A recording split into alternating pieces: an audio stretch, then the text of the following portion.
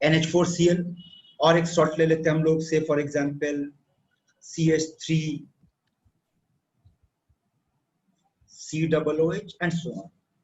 अगर आपसे पूछा जाए ये सारे सॉल्ट का नेचर क्या है एक्वस सॉल्यूशन में इसका नेचर क्या है, ये आपके बोर्ड लेवल पे भी था बेटा। तो पहले एक्वस सॉल्यूशन में उसका नेचर को पकड़ने के लिए क्या होगा, आपको क्या रूल पर क्या लगता है, पहले आप लोग का आंसर सुनना चाहिए। व्हाट डू यू से, बोलो। NaCl क्या नेचर है बेटा? Sir neutral. इसका नेचर क्या लगता है? ये भी न्यूट्रल। एसिडिक। इसका नेचर? बेसिक। इसका नेचर? न्यूट्रल। Basic sir. बोलो। बेसिक। इसका नेचर? ये भी बेसिक है। बेसिक। ये एसिडिक। और ये भी एसिडिक है। Take this one as Na, sodium acetate. अब बोल बेटा। बेसिक।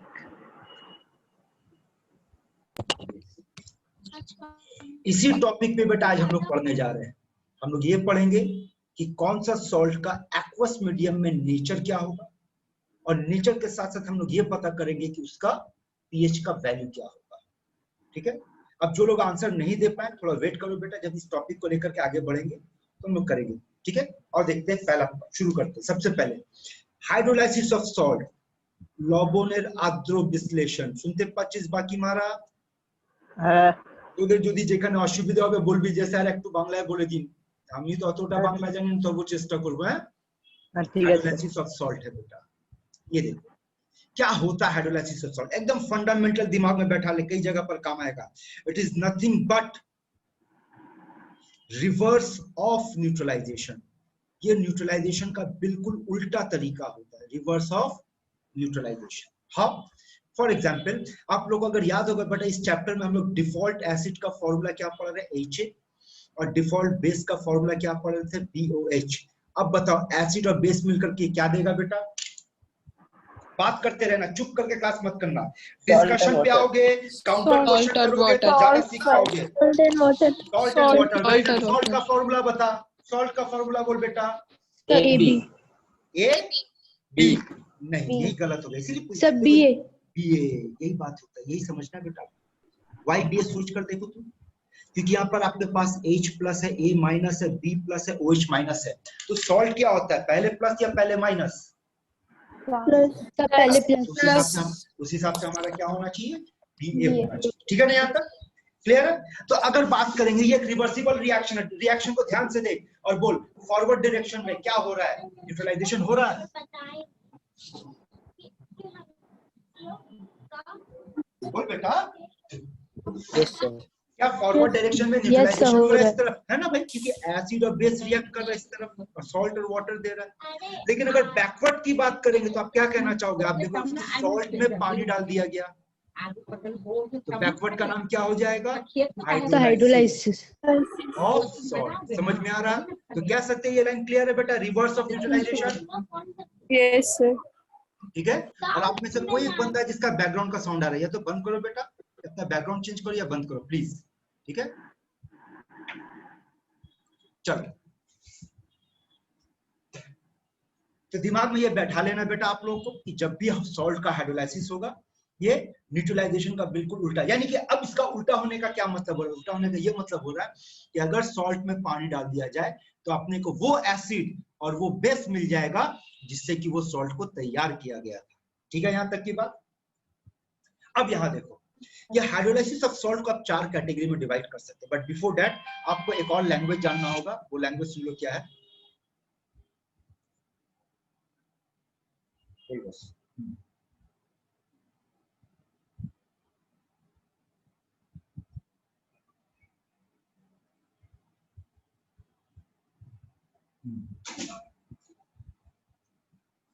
हाँ दे दो, मैंने पढ़ी है। ठीक है, ठीक ठीक ठीक। तो मेरे को दे दो, हम कर देंगे उसको। उनको फॉरवर्ड कर दिया, सिकंदर को भेज दे, उनको दे देगा, ठीक है। देख बेटा यहाँ पे एक टर्म आया degree of hydrolysis.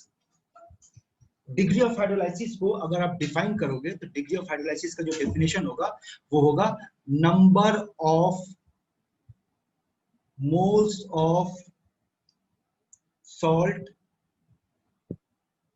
Hydrolysed by total number of moles of salt. और डिग्री ऑफ हाइड्रोलाइसिस जिसका सिंबल स्मॉल h है, आप इसको बेटा वही ट्रीटमेंट देना पूरे चैप्टर में थ्रू आउट जो ट्रीटमेंट आप इसको देते हुए आए अब तक। क्या चीज? डिग्री ऑफ डिसोसिएशन को जो ट्रीटमेंट देते हुए आए, यानी अल्फा। अगर अल्फा का डेफिनेशन आपको याद होगा तो उसका डेफिनेशन होता है number of moles dissociated by total number of moles. वही लॉजिक यहां अप्लाई कर लो, number of moles of salt hydrolysed by total number of moles of salt. Don't worry, आपको डिग्री ऑफ हाइड्रोलाइसिस का डेफिनेशन नहीं पूछेगा, लेकिन लॉजिकली याद रखना कि आप डिग्री ऑफ हाइड्रोलाइसिस जिसका सिंबल H है, आप इसको वही ट्रीटमेंट दोगे जो ट्रीटमेंट अब तक आप अल्फा को देते हुए हाइड्रोलाइसिस को देते हुए। इन बातों को याद रखो और इसके बेसिस पे बात करेंगे तो सॉल्ट हमारे पास 4 तरह का बन सकता है। पहले 4 तरह का सॉल्ट को समझ लेते हैं क्या होगा, उसके बाद एक एक का हाइड्रोलाइसिस पे बात करेंगे। एक ऐसा सॉल्ट जो स्ट्रॉन्ग एसिड और स्ट्रॉन्ग बेस से बना होगा, एक ऐसा सॉल्ट जो स्ट्रॉन्ग एसिड और वीक बेस से बना होगा, एक ऐसा सॉल्ट जो वीक एसिड और स्ट्रॉन्ग बेस से बना होगा, और एक ऐसा सॉल्ट जो वीक एसिड और वीक बेस से बना होगा। चलो ऐसा करते हैं, इन चारों सॉल्ट को अपने लॉजिक से एक नाम दे देते हैं, salt 1, salt 2, salt 3 and salt 4। अब अगर आपसे एक सवाल पूछेंगे, जवाब देना, सोच समझ के जवाब देना बेटा, कि ये जो 4 सॉल्ट आपको दिख रहा है, इन 4 सॉल्ट में कौन सा सॉल्ट स्ट्रॉन्ग इलेक्ट्रोलाइट है, जो स्ट्रॉन्ग एसिड स्ट्रॉन्ग बेस से बना हो। उससे पहले एक और क्वेश्चन, उसके बाद आते हैं। बताओ स्ट्रॉन्ग एसिड कैसा इलेक्ट्रोलाइट है बेटा? Strong electrolyte. पढ़े थे ना? Strong base strong electrolyte, weak acid weak electrolyte, week base weak electrolyte. So my question is, अब मेरा क्वेश्चन ये है कि स्ट्रॉन्ग एसिड और स्ट्रॉन्ग बेस का अगर सॉल्ट बनाया जाए तो वो सॉल्ट कैसा होगा? स्ट्रॉन्ग एसिड वीक बेस से जो सॉल्ट बनाया जाए वो कैसा होगा? वीक एसिड स्ट्रॉन्ग बेस से बनाएंगे या वीक एसिड वीक बेस से बनाएंगे? उस सॉल्ट का नेचर क्या होगा, वो कैसा इलेक्ट्रोलाइट होगा? जवाब दो। S1 S2 S3 S4। Sir पहला वाला स्ट्रॉन्ग होगा। पहला वाला स्ट्रॉन्ग होगा। और पहला वाला न्यूट्रल हो, या न्यूट्रल नहीं पूछ रहे बेटा, या नेचर नहीं पूछा, आपका इलेक्ट्रोलाइट की बात करें। स्ट्रॉन्ग इलेक्ट्रोलाइट ना weak electrolyte? Strong electrolyte, strong. पहला वाला। दूसरा वाला सर सभी स्ट्रॉन्ग इलेक्ट्रोलाइट होगा। लास्ट वाला वीक होगा। हाँ, ये बच्चे गड़बड़ कर जाते हैं, और जो लोग मेरे पास क्लास कर रहा शुरू से वो लोग महागधा है, तुम लोग मार के हड्डी तोड़ देंगे बेटा। तुम लोग को उसी दिन समझाए थे, ये रूल बताए थे बेटा, देख ये रूल बताए थे, और इसके साथ बताए थे any salt always strong electrolyte. याद है ये बात?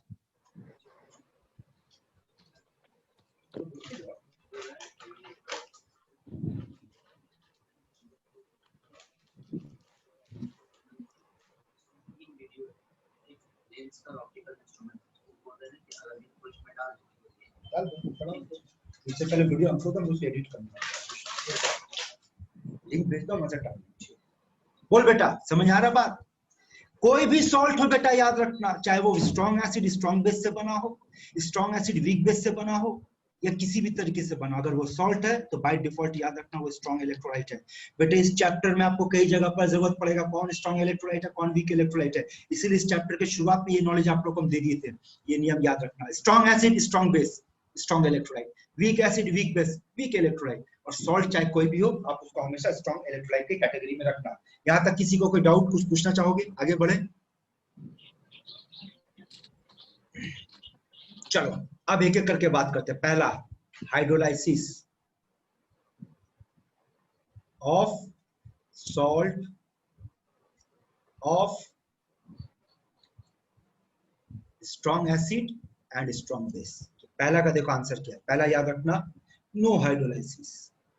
इस तरह का सॉल्ट का आप हाइड्रोलाइसिस कर ही नहीं सकते, होता नहीं। और इसका पीएच का वैल्यू याद रखना 7 पाया गया है, यानी कि ये न्यूट्रल होता है। तो अगर स्ट्रॉन्ग एसिड स्ट्रॉन्ग बेस का आपके पास आंसर हो कि वो हाइड्रोलाइसिस क्या होगा? नहीं होगा। क्यों नहीं होगा? चलो समझते हैं। और pH7 कैसा आएगा, न्यूट्रल कैसे होगा, सारे का आंसर यहाँ मिलेगा। ये देख, अब उल्टा याद कर, क्या हम लोग ऐसे लिख सकते हैं हाइड्रोलाइसिस ऑफ सॉल्ट के लिए इक्वेशन कि Ba plus H2O reversible BOH plus HA, लिख सकते हैं? Yes sir.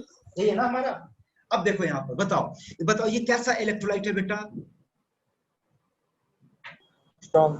स्ट्रॉन्ग है ना, ये स्ट्रॉन्ग इलेक्ट्रोलाइट है। बताओ ये कैसा इलेक्ट्रोलाइट है? Strong electrolyte. कैसे पता चला आपको स्ट्रॉन्ग इलेक्ट्रोलाइट है? स्ट्रॉन्ग है, स्ट्रॉन्ग बेस है। तो सर अपने हेडिंग से पता चलो, क्योंकि हमारे हेडिंग पे लिखा हुआ बेस स्ट्रॉन्ग, इसका मतलब वो स्ट्रॉन्ग इलेक्ट्रोलाइट है ना। और ये कैसा इलेक्ट्रोलाइट है बेटा? स्ट्रॉन्ग। स्ट्रॉन्ग। फाइन। अब बताओ जो स्ट्रॉन्ग इलेक्ट्रोलाइट होता है वो अपने सॉल्यूशन में डिसोसिएटेड फॉर्म में पाया जाएगा कि अनडिसोसिएटेड फॉर्म में पाया जाएगा? डिसोसिएटेड फॉर्म में। Dissociated form. इसका मतलब हम ये लिख सकते हैं, देखो तो इस इक्वेशन को दोबारा ऐसे लिख सकते हैं, B plus A minus plus H2O B plus plus OH minus plus H plus plus A minus. देख कैसे लिख सकते हैं बेटा? Yes sir. वो H2O को क्यों नहीं तोड़े हम लोग? बोलो जवाब दो। सर वीक इलेक्ट्रोलाइट है। वीक इलेक्ट्रोलाइट ना, इसका मतलब जो वीक इलेक्ट्रोलाइट होगा उसको नहीं तोड़ेंगे और जो स्ट्रॉन्ग इलेक्ट्रोलाइट होगा उसको तोड़ देंगे। तो इस लिहाज से बताओ तो आपका फाइनल इक्वेशन क्या बनता है बेटा? देखो तो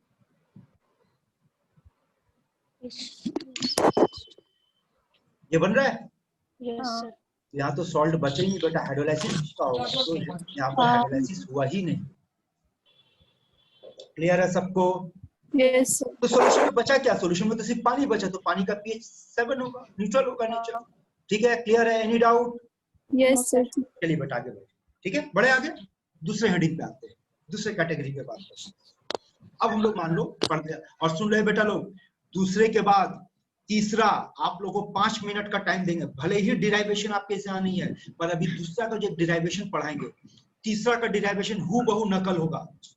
तो आपका ड्यूटी होगा कि तीसरे का डिराइवेशन करने के बाद जो फाइनल आउटपुट होगा आप लोग वहां से मेरे को बताओगे। 5 मिनट का टाइम देंगे, लेकिन उसके लिए दूसरे को अच्छे से समझो। मान लो इस बार हम लोग ऐसा सॉल्ट का हाइड्रोलाइसिस करने जा रहे हैं जो स्ट्रॉन्ग एसिड और वीक बेस से बना, मान लो। तो चलो बात करते हैं। तो हमारा इक्वेशन कैसे लिखा जाएगा? Ba plus H2O reversible BOH plus HA। आप डिसाइड कर लो, ये स्ट्रॉन्ग इलेक्ट्रोलाइट है, BOH वीक इलेक्ट्रोलाइट है, और ये बेटा आपका स्ट्रॉन्ग इलेक्ट्रोलाइट है। ठीक है ना यहाँ तक? अब इसको कैसे लिख सकते हैं? देखो तो इसको ऐसे लिख सकते हैं, B plus plus A minus plus H2O reversible BOH plus H plus plus A minus. ठीक है यहाँ तक? क्लियर है? देखो हाँ सर। ये कटेगा, कटने के बाद B प्लस H2O BOH और H प्लस, ये हमारा फाइनल इक्वेशन तैयार हुआ।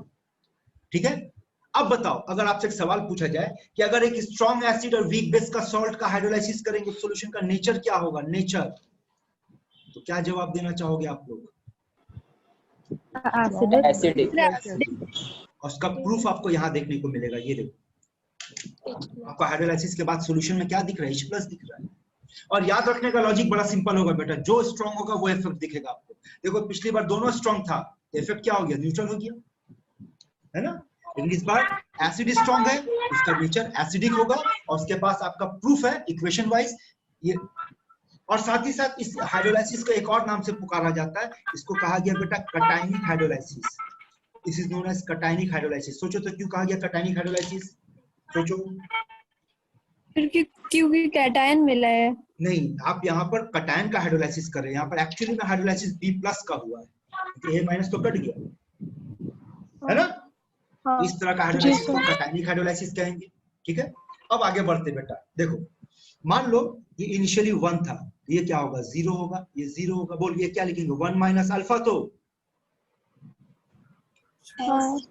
याद है ऑस्वाल्ड लॉ में बोले थे बेटा कि इस पूरे चैप्टर में यही पैटर्न पे पढ़ाई करेंगे, हाँ। याद आ रहा है? अब बोलो इसके लिए K क्या लिखेंगे? बताओ तो K। सर रूट ओवर के इसमें सी है BOH। ये देख लो, बोलो H2O को लेना है या नहीं लेना है? सर लेना है, सिखाए थे ना, इस चैप्टर में हाँ, लेना सर। है, इक्विलिब्रियम हाँ, वाले चैप्टर में नहीं लेना है ना। लेकिन लेने के बाद ये तो कांस्टेंट पाया गया था, याद है? इसका वैल्यू बोल, कांस्टेंट का वैल्यू बोल। 55.5। हाँ दैट्स राइट। और ये कांस्टेंट, तो ये दोनों कांस्टेंट मिलकर क्या करेगा बेटा? नया कांस्टेंट बनाएगा, and that new constant is represented as KH, and which is equals to BOH H plus by B plus. Clear यहां तक? और बताओ इस KH का नाम क्या है बेटा? Hydrolysis constant. Yes, well done. इसको कहेंगे हम लोग हाइड्रोलाइसिस कांस्टेंट। ठीक है, इसको इक्वेशन 1 देकर के छोड़ दो, अभी जरूरत पड़ेगा। कंटिन्यू करते हैं, आओ अब इसका वैल्यूज को पुट करते हैं। बोलो, according to equation what is the value of BOH? बोलेगा सर CH। H प्लस का वैल्यू CH है ना, और B प्लस का value C into 1 minus H। क्या सीखे थे? C और C कट जाएगा बेटा, 1 माइनस H को क्या लेंगे? 1 1। तो बचा क्या? CH CH square. स्क्वायर। पिछली बार C अल्फा स्क्वायर था, हाँ, एकदम सेम चल रहा, चीटिंग याद है ना? तो KH का वैल्यू, तो बोलो what is the value of small h? root over KH by C। by C। ठीक है, क्लियर है यहाँ तक? अब आगे सुनो, इसमें से सुनो, है बोलो हमारे क्वेश्चन पे वीक कौन है? बोलो हमारे हेडिंग पे वीक कौन है?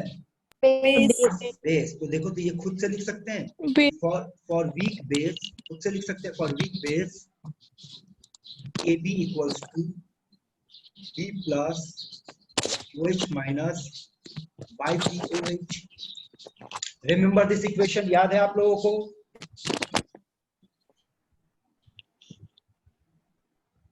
ये देखो सब चुप बैठ गया। यस सर, पता चल यस रहा सर, है याद है। आपको बोले थे बेटा KB का एक्सप्रेशन याद रखिएगा, आगे जरूरत पड़ेगा।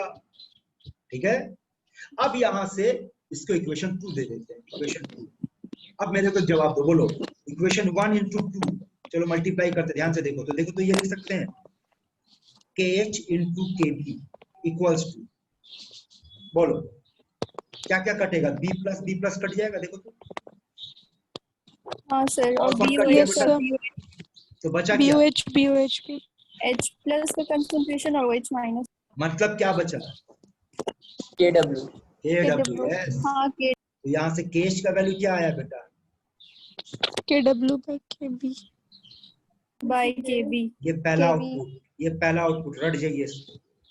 ये पहला आउटपुट को याद कर लीजिए बेटा, आपके एग्जाम में इतना डेरिवेशन का जरूरत नहीं पड़ेगा। ये जो आउटपुट निकला इसको रट जाइए कि ऐसा सॉल्ट जो स्ट्रॉन्ग एसिड और वीक बेस से बना है, उसका हाइड्रोलाइसिस कांस्टेंट का वैल्यू KW by KB होगा, और उसका डिग्री ऑफ हाइड्रोलाइसिस मतलब H जो होगा, ध्यान से देखिए, होगा KW by KB into C। Check करो,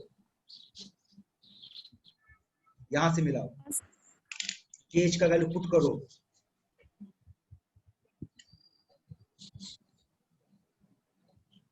यस सर। क्लियर? तो ये जो 2 बॉक्स में डाले ना बेटा, ये आपके दिमाग में होना चाहिए। बाकी अगर भूल भी जाओगे तो कोई दिक्कत नहीं, लेकिन ये 2 नहीं भूलना आपको। ठीक है, ये डिराइवेशन जो दिखा है इसका पीछे एक मकसद है, तो पहले इन दोनों को दिमाग में आप उतार लो कि वीक बेस और स्ट्रॉन्ग एसिड सॉल्ट का हाइड्रोलाइसिस कांस्टेंट का एक्सप्रेशन होगा KW by KB, और उसका डिग्री ऑफ हाइड्रोलाइसिस का वैल्यू होगा KW by KB into C का स्क्वायर रूट। और वैसे इसको याद रखने का एक लॉजिक भी है जो एंड में आपको दिखाएंगे। फिलहाल डिराइवेशन पे 2 हो गया, तीसरा पार्ट पे आपको बताओ, नॉट तीसरा नंबर, तीसरा पार्ट। अब अगर आपसे एक सवाल पूछा जाए कि इसका, अच्छा पहले सवाल क्या, इसका नेचर क्या बताया बेटा आप लोग? एसिडिक होने का मतलब इसका पीएच क्या होगा? 7 से ज्यादा या 7 से कम? 7 से कम। 7 से कम। लेकिन आपके एग्जाम में पूछ लेगा एग्जैक्ट पीएच बताओ कितना होगा। अब उस पीएच का एक्सप्रेशन को डिराइव करने जा रहे हैं। और आप लोग को पिछले क्लास में बताए थे बेटा कि जब कभी भी पीएच ढूंढने बैठे, हमारा प्राइमरी टारगेट कौन होगा? कंसंट्रेशन ऑफ H प्लस का कंसंट्रेशन। और सेकेंडरी टारगेट कौन होगा बेटा? OH minus. अगर H प्लस नहीं मिला तो OH माइनस। चलिए आप अपने स्क्रीन पे कंसंट्रेशन ऑफ H प्लस को ढूंढ कर निकालिए, ढूंढिए, वैल्यू बताइए, what is the value? CH दिख रहा सबको? CH दिखा बेटा? CH है ना? अगले पेज में आ रहे हैं, तो चलो pH निकालने बैठते हैं।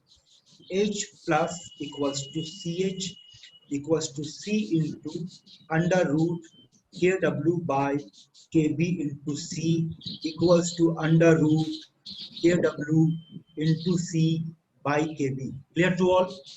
Yes, sir. Yes, sir. है ना? यानी कि Yes, H प्लस का वैल्यू क्या मिला बेटा हम लोग को? H प्लस का वैल्यू मिला kW into C by KB to the power half. हाँ. टेकिंग लॉग बोथ साइड, दोनों तरफ लॉग ले लेते हैं विथ माइनस साइन, तो ये क्या बन जाएगा? Minus of log of H plus होगा, हाफ तो बाहर आ जाएगा बेटा, फिर क्या होगा? Minus of log of KW plus minus of log C, है ना? Minus minus minus of log KB है। मैं केमिस्ट्री नहीं चल रहा, मैथ्स चल रहा। Any doubt? No, sir. Chemistry नहीं बेटा, मैथ्स है। बोलो minus of log H plus का मतलब? pH. pH. Minus of log KW का मतलब? pKW.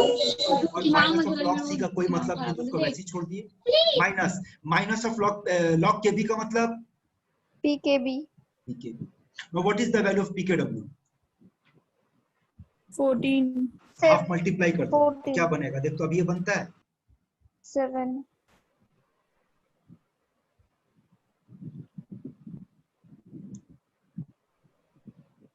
Yes, sir. Yes, sir. अब यहाँ से फॉर्मूला से अंदाज लगाओ कि आपका आंसर pH का 7 से ज्यादा आएगा या कम आएगा? कम आएगा। 7 माइनस सम वैल्यू, इसका मतलब 7 से कम ही आएगा। आया समझ में? तो बेटा इस पूरे डिराइवेशन पे आपको सिर्फ तीन चीजों पे फोकस करना है। What is KH, that is hydrolysis constant, what is small h and what is pH। Sir last line एक बार और बताइए ना। कौन सा बेटा? बोल। pH is equal to 7 minus half मतलब 7 कैसे है वो ये समझ अरे में गधी बेटा, PKW का वैल्यू कितना पढ़ा है बेटा तुमको? अभी 14। 14, तो हाफ मल्टीप्लाई करेगी कितना? हाफ सबसे मल्टीप्लाई होगा ना? हाँ ठीक है ठीक है ठीक है। और ठीक है। कुछ पूछना बेटा?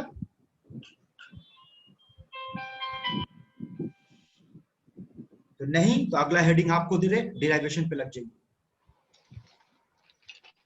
बोलिए बोलिए। प्लेटलेट्स का 2 यूनिट हो गया ना? तो मतलब पहले बोन मैरो किया, उसके बाद ब्लड चढ़ाएगा बोल रहा है? सॉरी, मैंने पहले प्लेटलेट दिया है।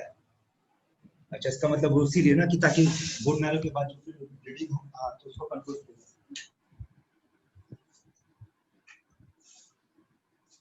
में क्या फर्क पड़ेगा? बात सही है। तो आप इसको कुछ सोचे भाभी कि क्या मतलब शाम में हम लोग इसको वापसी में क्या वहां चल रहे हैं हम लोग? नहीं तो आप एक बात कर लीजिए।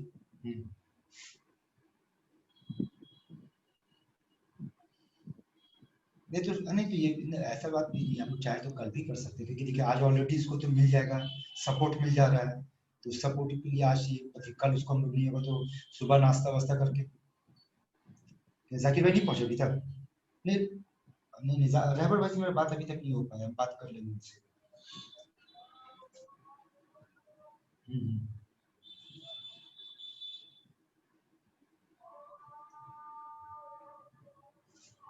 अच्छा, वो तो वहां से लेटर चाहिए ना जो? ठीक है भाई, हम कर दे रहे हैं। जाकिर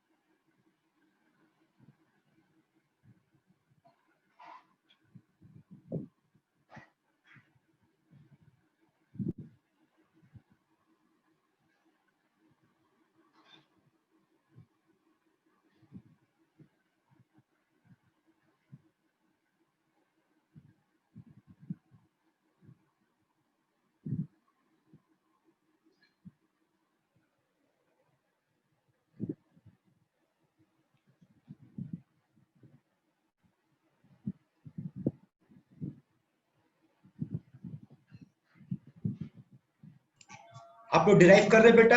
चाहो तो ये देखो, आपने स्क्रीन के सामने ये रखो तो डिराइवेशन में हेल्प मिलेगा। चीटिंग करना और कुछ नहीं बेटा, चीटिंग करो, बचपन से चीटिंग करते हैं, फिर चीटिंग करो, बस लॉजिक यूज करना चीटिंग के दौरान।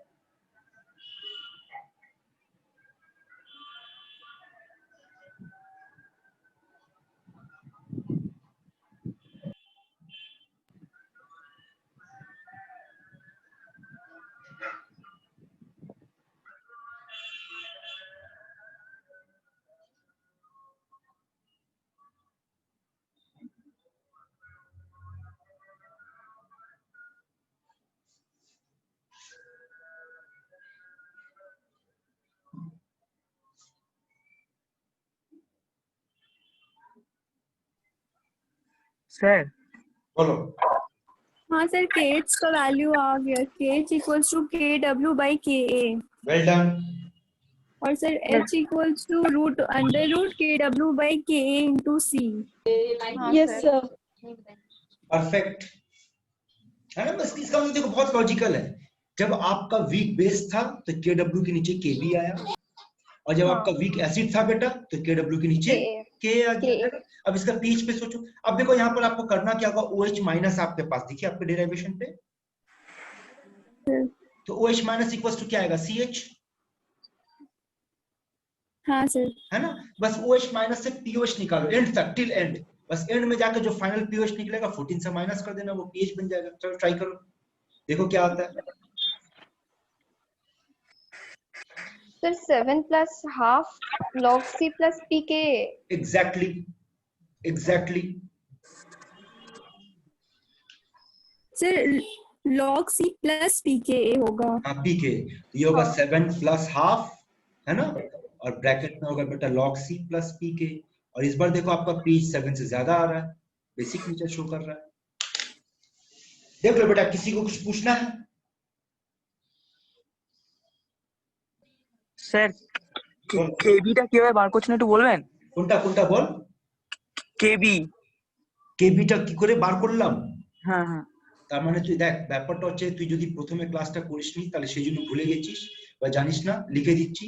দেখো কেবির ইকুয়েশনটা হয় B plus OH minus by BOH, এটা হচ্ছে কেবির ইকুয়েশন। হ্যাঁ, আর কে যদি বার করতে হয় তাহলে কেটা হবে H plus A minus by HA, এইটা হবে। এবার যদি জিজ্ঞেস করি স্যার কিভাবে হলো, সেটা আমি সোজা উপরে লিখছি। বল না, BOH কে ভাঙলে কিভাবে ভাঙবি বল। B plus OH minus. তাহলে এটা দেখ তো এটা আসছে কিনা। হ্যাঁ হ্যাঁ হ্যাঁ হ্যাঁ স্যার। ওইভাবে অ্যাসিডটা বার করে নিবি, ঠিক আছে। আচ্ছা। এনি ডাউট এনিওয়ান, বল বেটা।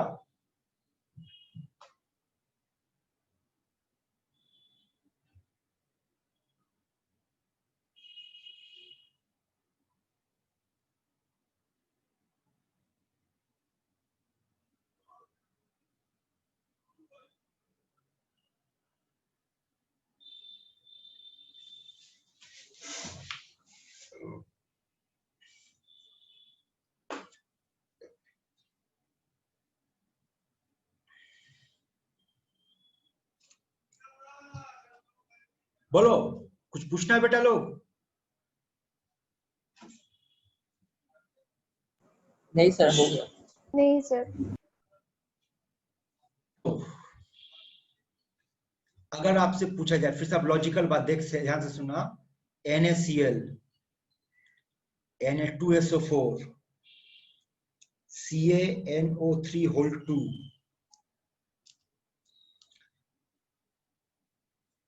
NH4Cl,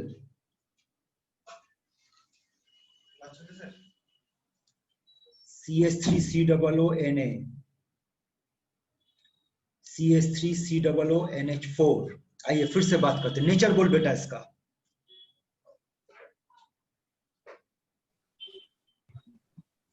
neutral.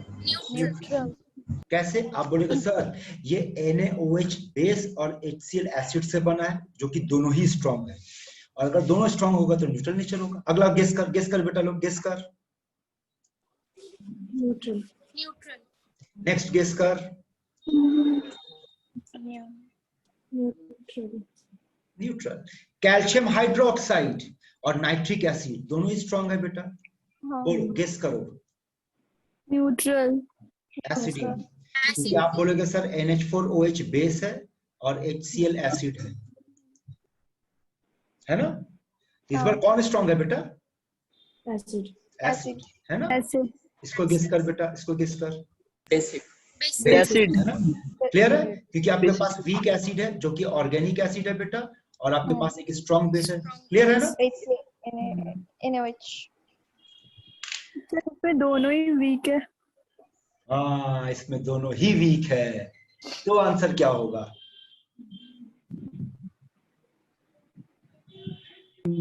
Neutral sir. Neutral neutral answer तीनों हो सकता है। यही बात आप समझाने जा रहे हैं बेटा, आखिरी पार्ट पे आ गए, समझ ले बात को। तो पहला 3 क्लियर है ना, कब एसिड पकड़ेंगे, कब बेस पकड़ेंगे, कब न्यूट्रल पकड़ेंगे, और सारे का मैथमेटिकल एक्सप्रेशन भी देख लिए, समझ लिए, है ना। अब आखिरी वाले पे आ जाओ। अब बेटा जो हम लोग पढ़ने जा रहे हैं वो क्या है, दोनों ही वीक है। तो क्या हो सकता है, आइए देखते हैं। सो नेक्स्ट हेडिंग हमारा बोथ आर वीक, दोनों वीक है। So this time we are going to study weak acid and weak base. चलो ले लेते हैं equation BA plus H2O reversible BOH plus HA। चलो डिसाइड करते हैं, बोल स्ट्रॉन्ग ना वीक। स्ट्रॉन्ग क्लियर, यही होगा। चलो तोड़ देते इसको, B प्लस A माइनस। अच्छा एक क्वेश्चन और पूछना भूल गए बेटा, अभी अभी जो आप लोग डिराइव किए, ये वाला ये आप लोग डिराइव किए ना। हाँ। इसका नाम अनायनिक हाइड्रोलाइसिस। मिलाओ, अगर आप लोग डिराइव किए होंगे तो वहां दिख गया होगा, क्योंकि इस बार आपका हाइड्रोलाइसिस A माइनस का हुआ है ना। तो ये भी पूछा जाता है कि on the basis of charge hydrolysis, salt का हाइड्रोलाइसिस कितने तरह का, 2 तरह का होता है बेटा, cationic hydrolysis and anionic hydrolysis. आइए बात करते हैं। B plus A minus plus H2O, BOH नहीं टूटेगा और HA नहीं टूटेगा, यहाँ तक ओके है। Yes sir. अब ये होगा बेटा 1, ये होगा 1, ये होगा 0, ये होगा 0। इसको आप लिखोगे 1 minus H, 1 minus H, H C लगा दे बेटा सब में, यही होगा ना। अब बताओ डायरेक्ट लिख देते KH, तो KH लिखेंगे तो वाटर नहीं लेंगे, अगर K लिखेंगे तो वाटर लेंगे, KH लिखेंगे तो वाटर नहीं लेंगे, ठीक है ना। तो बोल क्या होगा बेटा यहाँ पर, BOH HA, यहाँ पर हो जाएगा बेटा B प्लस A माइनस। इसको इक्वेशन 1 बनाकर छोड़ दो, फाइन। अब इसका वैल्यू को भी थोड़ा सा सिंपलीफाई कर लेते, बोलो CH C 1 minus H C into 1 minus H, है ना। तो C और C कट गया बेटा, 1 माइनस, तो बोलो आएगा क्या, H स्क्वायर आएगा। H square square by 1 minus H square. कैसे बेटा, 1 ना माइनस वो तो 1 नहीं हाँ तो H क्या होगा बेटा, रूट ओवर के। रूट ओवर KH, होल्ड पे डालते हैं इसको। अब बताओ इस बार हमारे पास कौन वीक है, एसिड दोनों होता है ना। तो चलो दोनों के लिए बात करते हैं, for week acid and weak base, दोनों की बात करते हैं। तो दोनों का, और ध्यान रखना कि हम लोग अपने से क्या ले रहे हैं बेटा, जो वीक है उसको कंसीडर कर रहे हैं ना। तो वीक के लिए K क्या लिख सकते हैं बेटा, H plus A minus by HA, है ना। और KB क्या लिख सकते हैं बेटा हम लोग यहाँ पर, B plus OH minus by BOH. make it equation 2, make it equation 3. Now 1 into 2 into 3, बोलो KH into KA into KB equals to KW। Check कर ले बेटा आ रहा है कि नहीं, चेक कर। B प्लस कटेगा, है ना। BOH यहाँ से BOH कट जाएगा, A माइनस के साथ A माइनस कट गया, HA के साथ HA कट गया। तो बेटा यानी इस बार आपके पास क्या आ गया, KH equals to KW by K into KB. इसका मतलब स्मॉल h क्या आएगा बेटा, बोल। Root over KW by K into KB. Any doubt? Any doubt? दो एक्सप्रेशन डिराइव कर लिए बेटा, है ना, जो चाहिए अपने निकाल लिया हम लोग। हाइड्रोलाइसिस कांस्टेंट का एक्सप्रेशन देख लिए, और देखो फिर से लॉजिकल देखो, बोलो इस बार कौन कौन वीक है, दोनों KW के नीचे दोनों आ गया, आया ना। Yes sir. ठीक है, तो वही बोले बेटा, अगर सबको आप एक साथ देखोगे तो बहुत इजीली आप कंपेयर करके याद रख सकते हो। कैसे याद रखना वो अभी हम लोग कंपेयर करेंगे। Now coming to the final part, आप क्या डिराइव करने वाले बेटा हम लोग, बोलो। pH. और pH में किसको टारगेट करेंगे, H plus या फिर OH minus. ढूंढ निकाल कहाँ है,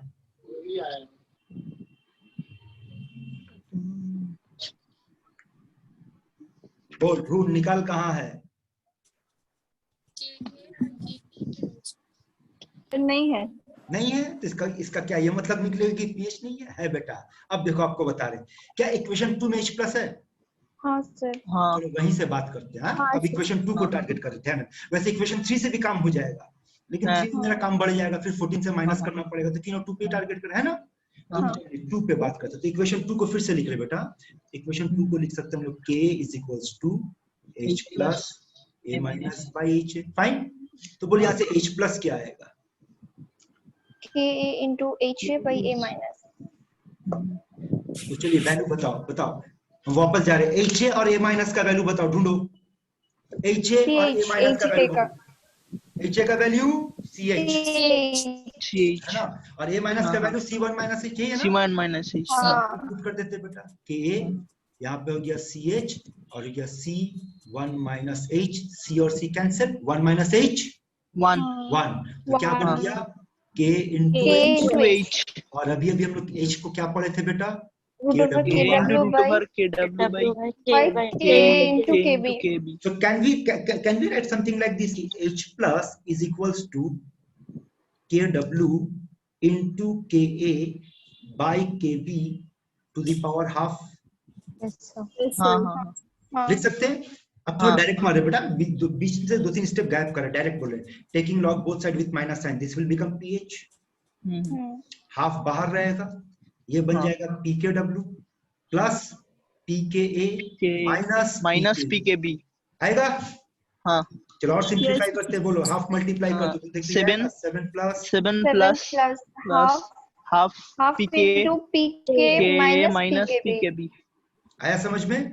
हाँ हाँ सर। 3 कंडीशन रखते बेटा, बोलो अगर PKA ग्रेटर देन PKB बन गया तो क्या होगा?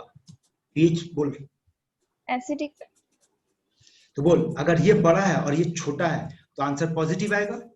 हाँ यानी 7 से बड़ा या 7 से छोटा? 7 से बड़ा, मतलब basic sir. Basic nature basic हो गया।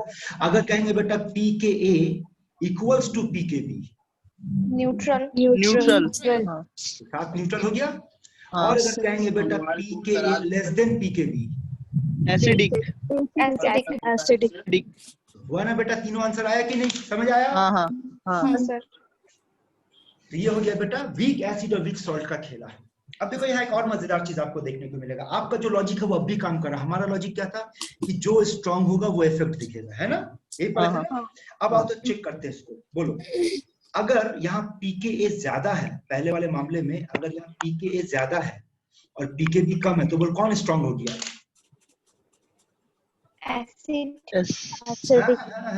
स्ट्रांग हो गया, बेस स्ट्रांग हो गया, बेस स्ट्रांग हो गया। भूल रहे बेटा आप लोग, आपको हम पढ़ाए थे K is directly proportional to strength and PK is inversely proportional, याद है ना? P इनवर्सली में जाएगा ना, तो कौन स्ट्रांग हुआ बेटा?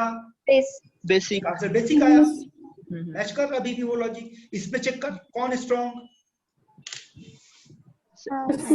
एसिड। आया बात समझ में? हाँ सर।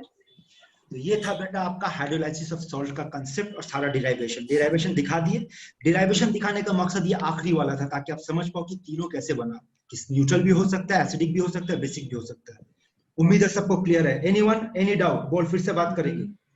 नहीं तो चलो अभी तक जो कुछ पढ़े बेटा, अभी तक जो कुछ पढ़े, अब इसका अगर आप समरी याद रखोगे बेटा तो इतना कुछ आपको याद रखने की जरूरत नहीं। चलो एक छोटा सा समरी बना लेते हैं।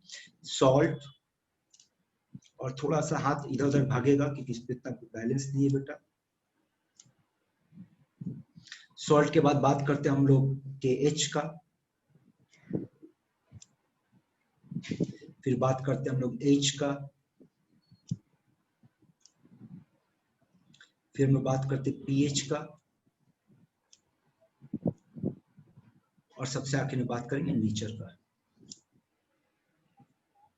आइए फिलअप करते हैं इसको।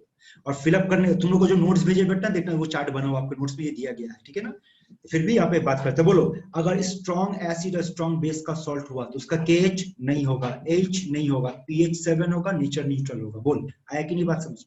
हाँ सर। इसका तो हाइड्रोलाइसिस हुआ ही नहीं तो ना KH का वैल्यू होगा ना H का वैल्यू होगा। लेकिन अगर स्ट्रॉन्ग एसिड और वीक बेस हो गया तो कैसे याद रखेंगे भाई? ऊपर KW होगा और नीचे वो होगा जो वीक है तो K भी डाल देंगे,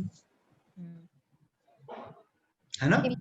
हाँ अगर हमारा वीक एसिड हुआ और स्ट्रॉन्ग बेस हुआ तो बेटा KW नीचे K आ जाएगा, है ना? और अगर दोनों ही वीक हो गया, वीक एसिड और वीक बेस, तो ऊपर होगा KW और दोनों नीचे ही- होगा K। नीचे दोनों दोनों ही K plus K KB. into K B। बात समझ में आ रहा है? हाँ हाँ तो अब आसानी से याद रख पाओगे ना? देखो अब आसानी से सब याद हो जाएगा। आगे बात करते चलो, हाँ। इसको बोलो। अब H का मतलब याद रखना अल्फा, और अल्फा को हम लोग क्या पढ़ते हैं? अल्फा को अंडर रूट K/C ना, हाँ मतलब H भी तो यही था K/C, तो बोल क्या हो जाएगा अंडर रूट, और K क्या है? तो K हमारा KW/KB है, हाँ कि C आ जाएगा, तो ये भी वही हो जाएगा KW/। K K into into C. बस यहाँ ध्यान रखना कि C नहीं है, इसलिए ये इंपॉर्टेंट है, यहाँ से क्वेश्चन पूछेगा, और पूछा भी गया। क्वेश्चन कैसे पूछेगा सुन लो, आपको 4 सॉल्ट दे देगा। आइए बात करते हैं यहाँ पर, ऐसे 4 ऑप्शन दे देगा बेटा आपको, इतना सारा ऑप्शन दे देगा, और पूछेगा इनमें से कौन सा सॉल्ट है जिसका degree of hydrolysis independent of concentration. Last वाला वाला का ये याद रखना कि वीक एसिड वीक सॉल्ट का जो डिग्री ऑफ हाइड्रोलाइसिस होगा दैट विल बी दोनों। Independent of concentration. फाइन। अब आ जाओ, अब देखो इसको कैसे याद रखना। देखो 7 पहले तो लिखेंगे 7। अब देखो सोचो कौन स्ट्रॉन्ग है बेटा, बोलो इसमें कौन स्ट्रॉन्ग है? एसिड स्ट्रॉन्ग है। तो नेचर क्या होगा? नेचर क्या होगा? Acid strong acidic. एसिडिक का मतलब 7 से ज्यादा या कम? कम 7 से कम। माइनस लेंगे, फिर लेंगे हाफ, ब्रैकेट ओपन करेंगे, और हमारे पास 2 टर्म होगा, एक होगा log Log C C, क्योंकि यहाँ C है, और होगा प्लस P के भी। हाँ यहाँ पर क्या होगा बोल? 7 प्लस हाफ, प्लस हाँ half log log C C plus K।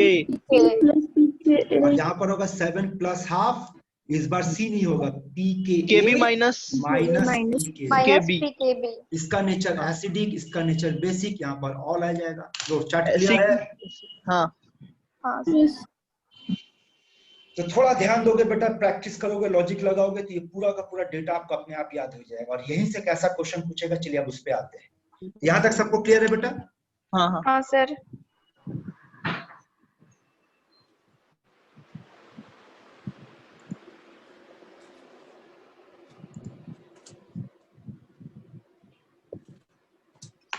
Sir बोलो। স্যার KW টা কি বলবেন একটু?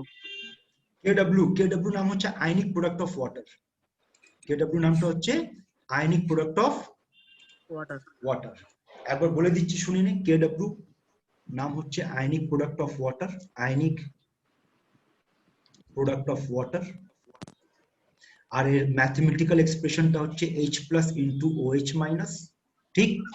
আর at 25 ডিগ্রি সেন্টিগ্রেড, এটা তোমাকে মুখস্থ রাখতে হবে যে KW মানটা হচ্ছে 1 into 10 to the power of -14। আর এখান থেকে যদি আমরা PKW বার করি তাহলে উত্তরটা হবে 14। ঠিক আছে? हाँ हाँ चलो तो बेटा ये सब याद है? क्वेश्चन में पिछले क्लास में डिस्कस कर चुके थे, यहाँ तक क्या डिस्कशन हुआ था याद है? क्वेश्चन देखकर याद करो बेटा, यहाँ तक हम लोग डिस्कशन की थी, याद है? हाँ हाँ हाँ ठीक है, आइए ये रहा आपके सामने क्वेश्चन। चलो बेटा रेडी हो जाओ, पेन पेपर ले लो, जहां न्यूमेरिकल्स आएगा सॉल्व करके बताना, जहां थ्योरी का होगा ऐसे ही बताना, जवाब दो। B B।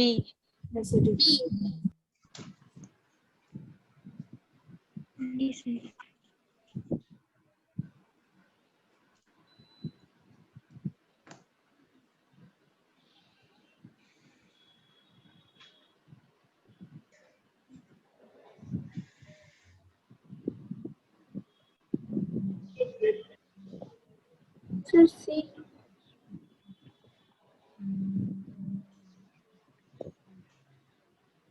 चलो समझते हैं।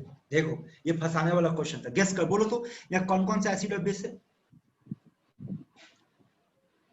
Sir HNO3 base. वैसे आप कह सकते हैं कि सर ये तो वीक बेस है और ये स्ट्रॉन्ग एसिड है ना? अगर इसकी बात करेंगे तो कौन होगा बेटा? है ना? आप इसको कह सकते हैं सर ये तो स्ट्रॉन्ग वीक बेस है और ये स्ट्रॉन्ग एसिड। स्ट्रॉन्ग एसिड अगर बात करेंगे यहाँ पर तो है आपको, अगर सर स्ट्रॉन्ग एसिड है वीक बेस है, ये तो फंसाने वाला क्वेश्चन हो गया।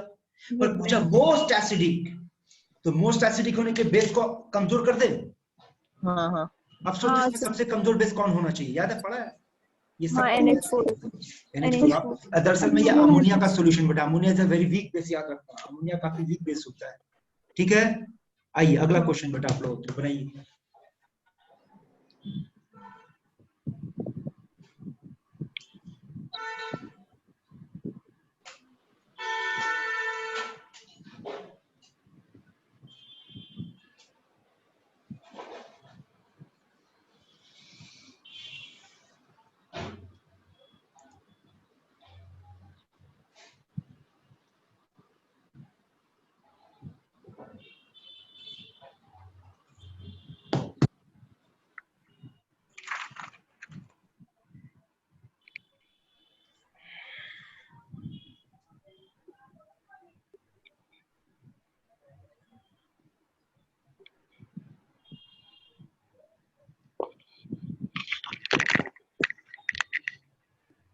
ऐसे बोलो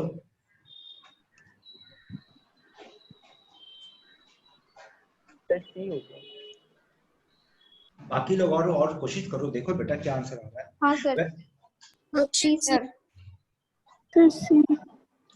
आपसे केएच मांगा है ना बेटा, बोल कौन हाँ। वीक है क्वेश्चन में?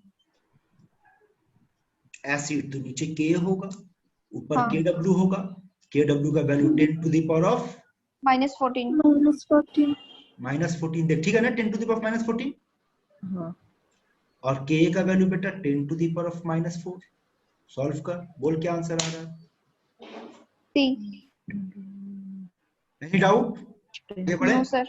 चलिए बेटा, अगला क्वेश्चन आता है, ये बने।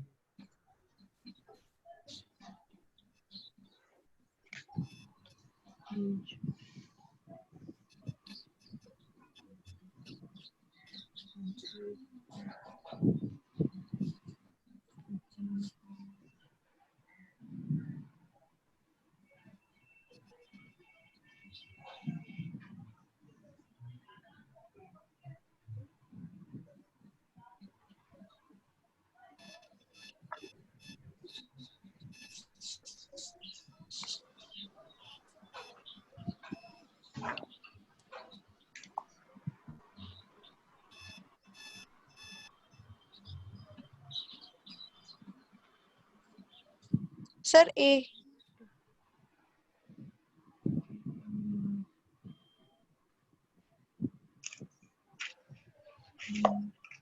और बाकी लोग देखो, कोशिश करो क्या आ रहा है।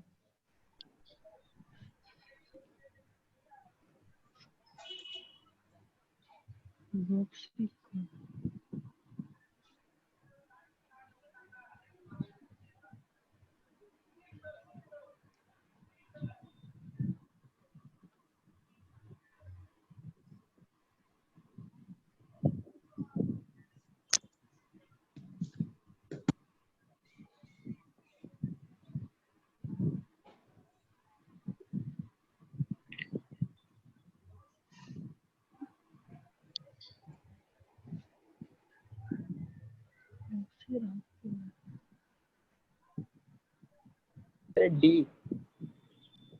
देखो 2 आंसर आ गया, तो कोई और कोशिश करो, कुछ और भी आ जाएगा बेटा। सबसे पहले ये बताओ कि इस बार हमारे पास कैसा सॉल्ट है, बताओ। वो लोग सर स्ट्रॉन्ग बेस और वीक एसिड का सॉल्ट है कि नहीं, पहले ये डिसाइड करो, हाँ सर। है ना? हाँ सर। स्ट्रॉन्ग बेस और वीक एसिड का सॉल्ट है, तो इसके लिए हमारा pH का फॉर्मूला क्या पड़ेगा बेटा? स्ट्रॉन्ग बेस है तो 7+ में चला जाएगा, हाफ, है ना? और क्या होगा? log C plus pK। अब वैल्यूज को बैठाना है बेटा। pK का वैल्यू दे दिया, चलो log C का वैल्यू निकाल लेते हैं, उसको अलग से कैलकुलेट कर लेते हैं। बोलो log C का मतलब क्या होगा? देखो तो ये होगा 5 × 10 टू द पावर ऑफ -3। हाँ। तो log, इसका मतलब हम क्या लिख सकते हैं इसको? log 5 plus log to the power of -3। और log 5 का वैल्यू बोलो, ये चीज आपको 0.69 0.7 ले लो, 7 ले लो, तो -3 हो गया, तो कितना आ गया बेटा? 2.3 -2.3 आ रहा है, जी सर। है ना? तो बैठा दो वैल्यूज को, तो बोलो 7 + ½ -2.3 and +4.74। Rest is your calculation, करके देखो क्या आता है, डी आएगा। हाँ सर। क्लियर बेटा, आगे बढ़े। हाँ सर। जी सर। चल सर log c का वैल्यू याद रखना पड़ेगा। सी का क्यों याद रखो, लॉग बेटा तुमको log 2 log 3 log 5 इतना तो नॉलेज होना चाहिए ना बेटा आपके पास। log 2 का वैल्यू बोलो 0.3, log 3 का वैल्यू बोलो 0.4, आप रफली ले लो, जबकि 0.3010 होता है, इतना तो आपके पास नॉलेज होना होगा ना। ठीक है, log c नहीं बेटा, आपको log 5 का वैल्यू याद रखना। c का वैल्यू वो 5 दे दिया ना, ठीक है। आइए अगला क्वेश्चन।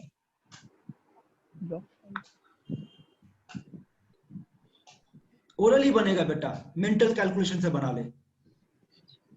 सर बोलो স্যার বলছিলাম ওই কেডব্লিউর মানটা আরেকবার একটু বলবেন? কোনটা রে? কেডব্লিউ। হ্যাঁ মান 10 টু দি পাওয়ার -14। আচ্ছা, শুধু 10 টু দি পাওয়ার -14? হ্যাঁ শুধু, ওর মধ্যে দরকার হলে 1 মাল্টিপ্লাই করতে পারিস। ঠিক আছে বনা इसको।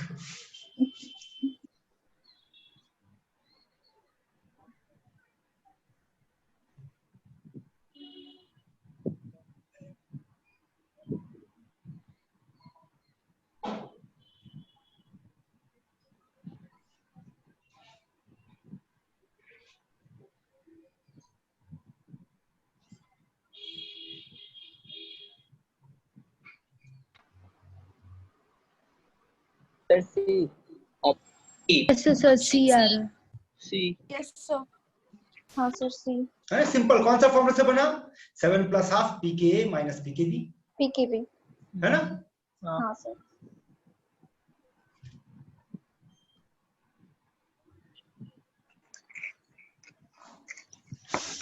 सॉल्व करो, सॉल्व करो।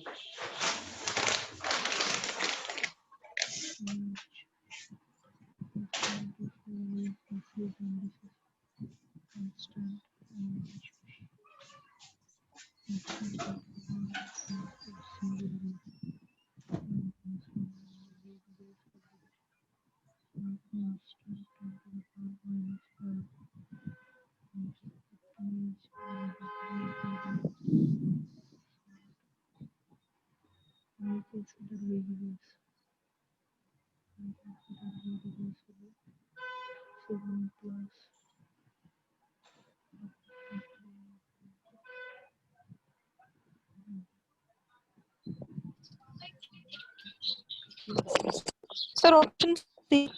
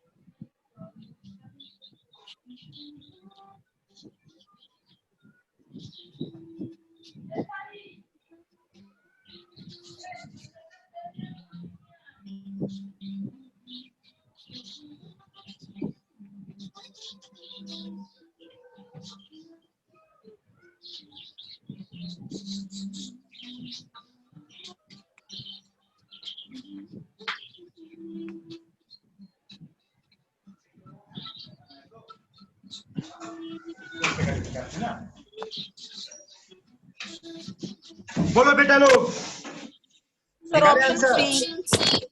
ऑप्शन सी आ रहा है। चलो देखते हैं, सही आंसर आ रहा है। आप में से किसी को भी डाउट है क्वेश्चन को, बोलो, हम बनाकर दिखाएंगे, डिस्कशन करेंगे। एनीवन, आपको बोलना होगा बेटा। यस सर बना दीजिए। तो देखो क्या मांगा है, पीएच मांगा बेटा आपसे, है ना। और पीएच मांगने का मतलब किसका पीएच है चेक करेंगे। तो आपके पास पीएच है वीक एसिड और वीक बेस। तो वीक एसिड वीक बेस का पीएच क्या पड़े बेटा? 7 + ½ into 7 + ½ pKa - pKb ना। pKa is 10 to the power of -4 minus 10 to the power of -5। हाँ सर, इसका कैलकुलेशन कैसे? पेन से करेगा और कैसे करेगा, देख ले कैसे करना है, देख लो बेटा। 7 प्लस अब बोल हाफ, यही है ना। हाँ बोलो, अरे जो मैथ्स पढ़ा उसके हिसाब से सोचो ना क्या होना चाहिए। देखो तो ऐसे लिख सकते हैं 10 to the power of -4 common ले लो, हाँ, तो 1 माइनस बोल कितना आएगा? 10 1 by 0.1. This is 0.1. 0.1 मतलब 10 to the power -1. 0.9 into 10 to the power माने -4. रफली बात समझो बेटा कि 1 minus 0.1 is 0.9 and roughly we can consider 0.9 as 1. भूल जाओ उसको। Yes, sir. क्यों अपना हाँ, डेसिमल को बढ़ा करके अपना कैलकुलेशन को प्रॉब्लम में डाल रहे हैं, है ना? हाँ, हाँ, ठीक है, तो ओए तो उस हिसाब से तो आंसर सी नहीं आ रहा बेटा।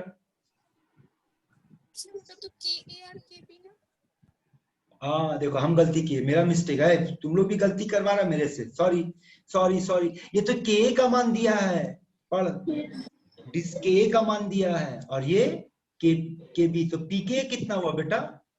10 to the power ये 4. 4 हो गया, 10 4 हाँ, पी के बी 5 हो गया, तब इजी हो गया, हाँ। प्लस है ना, अब बन जाएगा, हाँ, हाँ, हाँ, हाँ, हाँ, हो गया, चलो। हाँ, हाँ।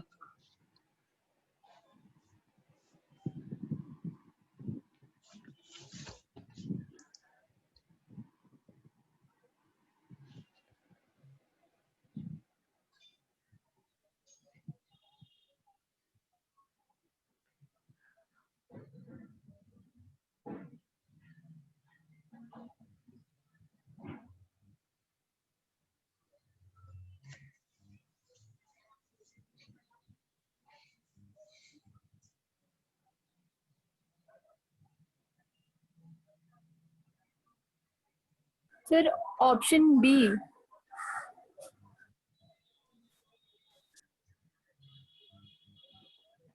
बाकी लोग कोशिश करो, देखो क्या आता है। Sir, option A. B. B, sir. Sir B. Sir B. Sir B. हाँ, B Sir है। D. बॉम्बे सोचो ना, सबसे ज्यादा पीएच किसका होगा? जो सबसे ज्यादा बेस होगा, स्ट्रॉन्ग बेस होगा, हाँ, सबसे हाँ, ज्यादा हाँ। तो यही होना चाहिए बेटा। हाँ, इस हाँ, पॉइंट ऑफ व्यू से ऑप्शन सी और ऑप्शन डी तो आपका एलिमिनेट हो गया।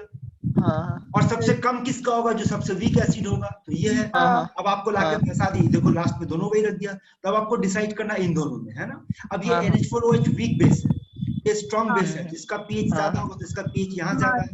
हाँ, हाँ। Yes sir.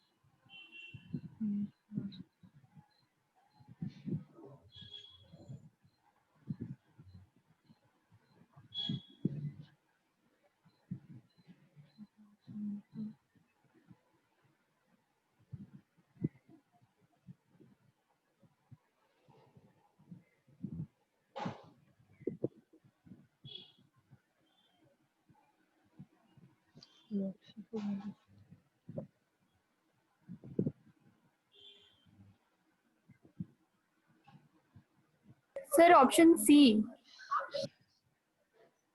Yes, sir. Option C. लेकिन यहाँ अब एक लैंग्वेज के खेल है बेटा, सुन लो। आप लोग तो इस वक्त देखो बना लिए, इसका रीजन था क्यों बना पाए, आपको पता भी, जिस टॉपिक को पढ़ रहे क्वेश्चन उसी टॉपिक से ही, लेकिन अगर ये क्वेश्चन के भीड़ में डाल दिया तो आप बेटा फंस जाओगे। तो एक बात को दिमाग में बैठा लो, आज के बाद कभी भी अगर आपसे इक्विवेलेंस पॉइंट पे पीएच पूछा, इसका मतलब सॉल्ट का पीएच पूछ रहा है। एसिड बेस का इक्विवेलेंस पॉइंट पे सॉल्ट का फॉर्मेशन होता है बेटा। और जहां पे सॉल्ट का फॉर्मेशन उसी का पीएच। कभी भी क्वेश्चन पे अगर आपसे पूछ ले जाए what is the pH at equivalence point, ये लैंग्वेज याद रखना, इसका मतलब होगा सॉल्ट का पीएच पूछा। अब अपने क्वेश्चन पे एनालाइज करो कैसा सॉल्ट हुआ भाई। तो आपके पास फॉर्मिक एसिड यानी वीक एसिड और NH स्ट्रॉन्ग बेस का सॉल्ट, तो इसका पीएच क्या होना चाहिए? तो वीक एसिड स्ट्रॉन्ग बेस का आंसर होगा 7 plus half half log log C C plus pKb। हाँ बस अब बैठा दो वैल्यू, सॉरी pKa होगा ना, वीक एसिड है ना pK। बाकी आपके सामने डेटा से बैठा दीजिए, सॉल्व कर लीजिए। हाँ सर आ गया। आया समझ में बात? हाँ ठीक है। जी सर। वो टाइट्रेशन का जो सर वैल्यू उसका तो यूज नहीं होगा। बेटा टाइट्रेशन का मतलब ही तो हो गया एसिड बेस का रिएक्शन, और एसिड बेस का रिएक्शन में इक्विवेलेंस पॉइंट को हम लोग कहते हैं, जब सॉल्ट फॉर्मेशन होता है उसको इक्विवेलेंस पॉइंट कहते हैं। ठीक है यहाँ तक? सर सर यहाँ पे किसका कंसंट्रेशन रखेंगे, एसिड का या बेस का? क्या चीज बेटा बोलो? किसका कंसंट्रेशन लेंगे, एसिड का या बेस का? सॉल्ट का कंसंट्रेशन सॉल्ट का होता है। वैसे ये क्वेश्चन तो थोड़ा सिंपल था। अगर देखो यहाँ पे बहुत अच्छा क्वेश्चन पूछा बेटा, उस पर भी बातचीत कर लेते हैं। यहाँ देखो ध्यान से समझना, बोलो NaOH plus formic acid HCOONA plus H2O होगा ये। अब बताओ according to equation, not according to question, according to equation बोलिए कितना मोल? 1 मोल,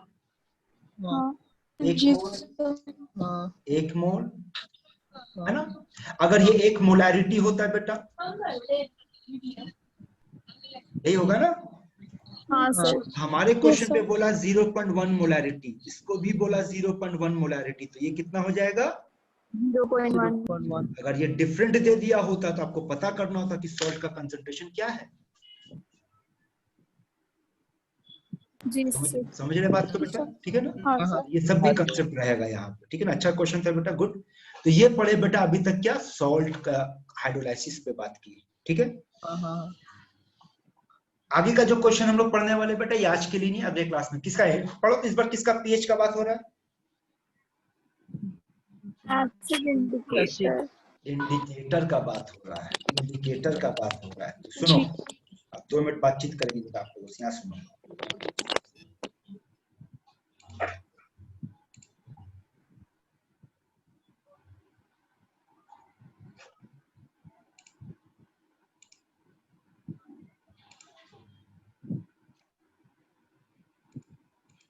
तुम लोग मेरा आवाज सुन पा रहा? हाँ सर।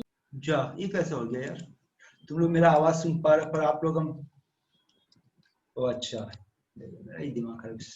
शेयरिंग स्टॉप की नहीं ढूंढ रहे कि गया कहाँ ऑडियो। सुनो, बोल ये रहे बेटा कि अभी तक जो आपको पढ़ाए और अगले क्लास में जो पढ़ने वाले हैं उसमें डिफरेंस याद है आपको? हम क्या बताए थे कि इस चैप्टर के एंड में बेटा आपको कम से कम 20 से 25 अलग अलग कैटेगरी का क्वेश्चन दिखाएंगे, which is only based on pH. सिर्फ पीएच के ऊपर क्वेश्चन होगा, बट इस चैप्टर का मतलब बैकबोन है पीएच। सबसे ज्यादा क्वेश्चन पीएच पे बनता है, जैसे इंडिकेटर का पीएच अगला क्वेश्चन था, लेकिन अभी वो पढ़ा ही नहीं, तो उसको होल्ड पे डाल। तो आज के क्लास में बेटा आपको अभी तक हम सिर्फ पढ़ाएं क्या, एसिड और बेस का सॉल्ट का हाइड्रोलाइसिस, और साथ में उसका पीएच का बात की। और एक और लैंग्वेज पे बता दिया, लैंग्वेज याद रखना, लैंग्वेज ये होगा बेटा कि अगर आपके पास इक्विवेलेंस पॉइंट पे बात करेगा इसका मतलब सॉल्ट का पीएच निकालना है। सॉल्ट का पीएच का मतलब इक्विवेलेंस पॉइंट पे बात करना। वैसे कभी आप लोग ये वर्ड सुने कि टाइट्रेशन के दौरान एक और वर्ड होता है जिसको एंड पॉइंट कहते हैं? हाँ sir. Who will tell me what is the difference between end point and equivalence point?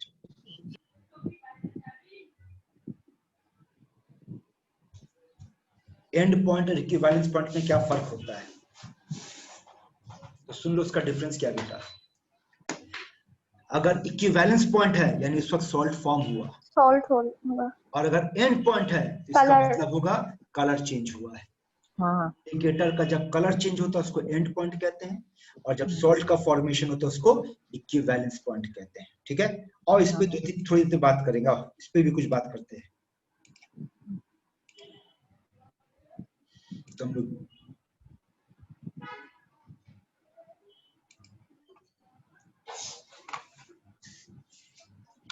now who will tell me what is indicator? Indicator क्या होता है?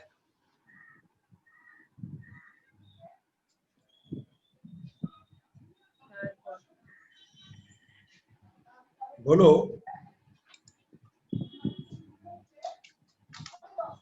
इससे हम लोग को पता चल सके कि सब्सटेंस एसिड है या बेस है। इंडिकेटर का फंडामेंटल सुन लो बेटा, इंडिकेटर का फंडामेंटल सुन लो। तो अब अगला जो टॉपिक आपको हम पढ़ाने जा रहे हैं बेटा, वो इंडिकेटर को पढ़ाने जा रहे हैं, इंडिकेटर के बारे में, ठीक है ना। तो क्या है इंडिकेटर? सुनो, आप कहोगे सर वैसे अगर इसका लिटरल मीनिंग पे बात करेंगे तो व्हाट इज इंडिकेटर, लिटरली क्या कहेंगे, not in terms of chemistry, literally English के हिसाब से, विच इंडिकेट समथिंग, जो आपको कोई ना कोई इंडिकेशन देगा। जैसे आपका अपने घर पे देखना, आपका जहाँ पे लाइट का बोर्ड का स्विच लगा हुआ है, छोटा सा बत्ती रेड कलर का जलता रहता है, वो इंडिकेट करता है कि करंट है। हम लोग जब गाड़ी वगैरह चलाते हैं तो हमारे पास लेफ्ट मूव करना या राइट मूव करना, उसका लाइट ब्लिंक होता है, वो इंडिकेट करता है कि आगे वाला बंदा लेफ्ट मुड़ने वाला है या राइट मुड़ने वाला है। तो इंडिकेटर वो जो इंडिकेट करता है, इसका लिटरल मीनिंग है। केमिस्ट्री में इंडिकेटर क्या है? केमिस्ट्री में इंडिकेटर ये है कि ये खुद इंडिकेटर, खुद याद रखना, इंडिकेटर खुद वीक ऑर्गेनिक एसिड या बेस होगा। इंडिकेटर भी खुद एसिड या बेस होता है, जो एसिड या बेस का कलर को डिसाइड करता है। तो इंडिकेटर खुद, लेकिन याद रखना वीक ऑर्गेनिक एसिड या बेस होगा जो एंड पॉइंट पे कलर चेंज शो करेगा, उसको हम लोग कहेंगे इंडिकेटर, ठीक है। और इंडिकेटर का चॉइस के मामले में एक दो क्वेश्चन याद रखना कि अगर आप किसी ऐसे एसिड और बेस को इंडिकेट करने के लिए टाइट्रेशन के लिए बैठे जो स्ट्रॉन्ग एसिड और स्ट्रॉन्ग बेस है, कोई बताएगा स्ट्रॉन्ग एसिड स्ट्रॉन्ग बेस के लिए किस तरह का इंडिकेटर यूज करते हैं?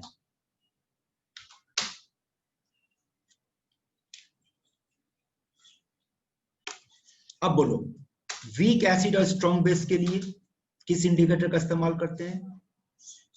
फेनोप्थलीन। ये सब का पूरा लिस्ट बना के फेनोप्थलीन। ये सारे का लिस्ट बना के आपको नोट्स पे दे दिया गया है, ये आपको याद करना होगा, यहाँ ज्यादा बताने की कुछ नहीं कि कौन क्या क्या होता है। और अगर आपके पास स्ट्रॉन्ग एसिड और वीक बेस का इंडिकेटर हो तो methyl orange. Methyl orange. Methyl orange.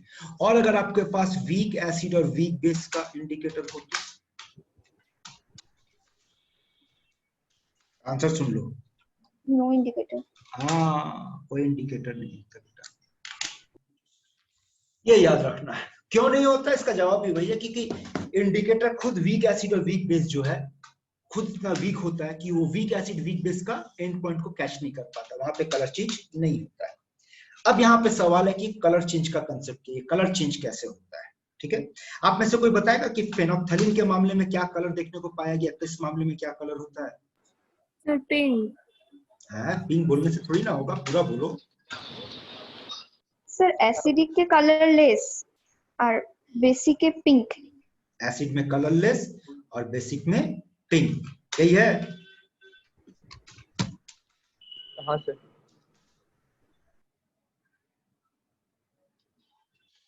चलिए दिखाते एक कंसेप्ट, और इस कंसेप्ट का नाम है ऑसवाल्ड थ्योरी।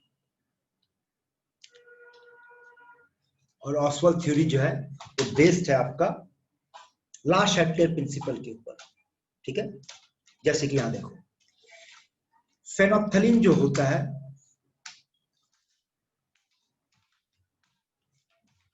वो खुद वीक एसिड है बेटा, इसलिए फेनोप्थलीन के लिए जो सिंबल हम लोग यूज करते हैं वो ये सिंबल है बेटा, याद रखना। PH stands for phenolphthalein, pH stands for phenolphthalein and H represents its acidic nature, ये इसका सिंबल यूज करते हैं। और ये इस तरीके से काम करता है, H pH माइनस, ठीक है। फिर से पूछेंगे, बोल बेटा एसिडिक मीडियम में फेनोप्थलीन का कलर,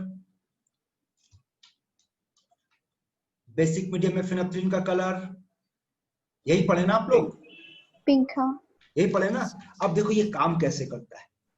मान लो फेनोप्थलीन को एसिडिक मीडियम में डाल दिया गया, तो बोलो अगर, और साथ में उससे पहले एक और आपको जानकारी लेना होगा, वो ये कि HPH का जो कलर है बेटा ये कलरलेस पाया गया है, एक्चुअली ये कलरलेस होता है।